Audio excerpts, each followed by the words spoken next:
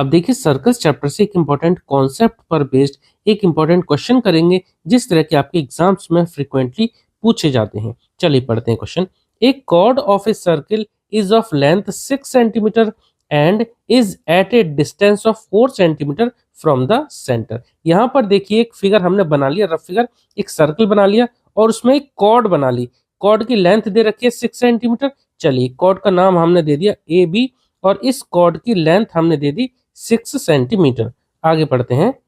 From the centre, centre से है। अच्छा, सेंटर से जो डिस्टेंस है 4 सेंटीमीटर। ध्यान रखना जब भी सेंटर से डिस्टेंस की बात करेंगे ना तो सेंटर हमने बना लिया, ये जो डिस्टेंस होती है परपेंडिकुलर डिस्टेंस हम कंसीडर करते हैं।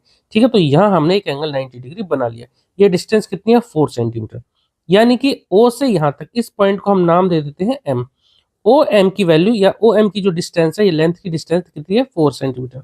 4 सेंटीमीटर लिख देता हूँ और ये 6 सेंटीमीटर में 6 लिख दिया मैंने, सेंटीमीटर इसको कंसीडर करना है। फाइंड द रेडियस, अब हमें इस सर्कल की रेडियस पता करनी है। Find the radius of the circle. तो हम एक काम करते हैं, सर्कल की रेडियस क्या होती है, सेंटर से सर्कल पर कहीं भी टच कर दो। सर्कल पर हम यहाँ ए पॉइंट से टच कर देते हैं, ए से हम ओ को मिला देते हैं, ये हमारी इस सर्कल की रेडियस होगी। ठीक है, अब देखिए सर्कल चैप्टर में हमने एक थ्योरम पढ़ी थी कि सेंटर से अगर किसी कॉर्ड पर हम एक परपेंडिकुलर डिस्टेंस डालते हैं तो वो उस कॉर्ड को 2 इक्वल पार्ट में डिवाइड कर देती है। तो ओ एम ए बी को 2 इक्वल पार्ट में डिवाइड कर देगी, यानी ए एम और बी एम इक्वल होगा। ठीक है, तो हम यहां से लिख देते हैं सिंस ओ एम परपेंडिकुलर है ए बी के।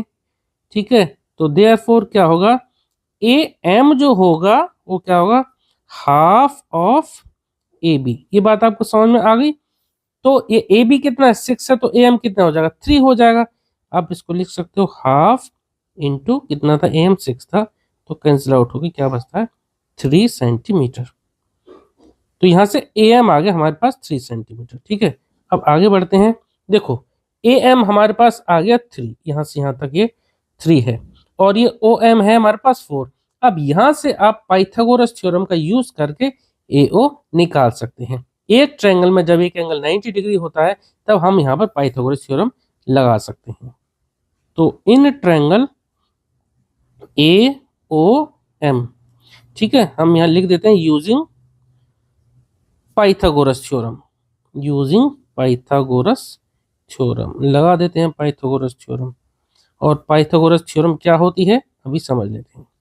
देखिए जब किसी एंगल में एक एंगल 90 डिग्री, जब किसी ट्रायंगल में एक एंगल 90 डिग्री होता है तो उसके हाइपोटेन्यूज का square equal to sum of जो दूसरी साइड होती है, यानी कि बेस का स्क्वायर प्लस परपेंडिकुलर का स्क्वायर, इन दोनों के सम के स्क्वायर के बराबर होता है एक हाइपोटेन्यूज का स्क्वायर। ठीक है, तो हम यहाँ लिख भी सकते हैं A O square equal to A M square plus O M square. ठीक है, ए एम कितना है हमने निकाल लिया था 3, ए बी का हाफ कर दिया तो ये 3 हो गया था, तो यहाँ 3 का स्क्वायर प्लस ओ एम का स्क्वायर, ओ एम दे रखा है 4, तो यहाँ लिख देते हैं 3 का स्क्वायर कितना हो जाएगा 9, 3 इंटू 3 9 प्लस 4 का स्क्वायर 16।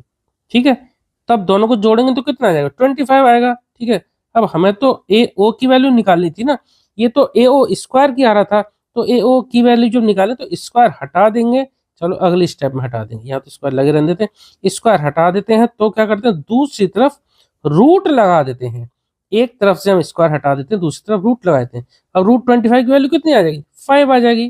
ठीक है, रूट 25 कितना आ जाता है 5, और वैल्यू हमारी किस में आएगी सेंटीमीटर में आएगी, इसकी यूनिट तो 5 सेंटीमीटर।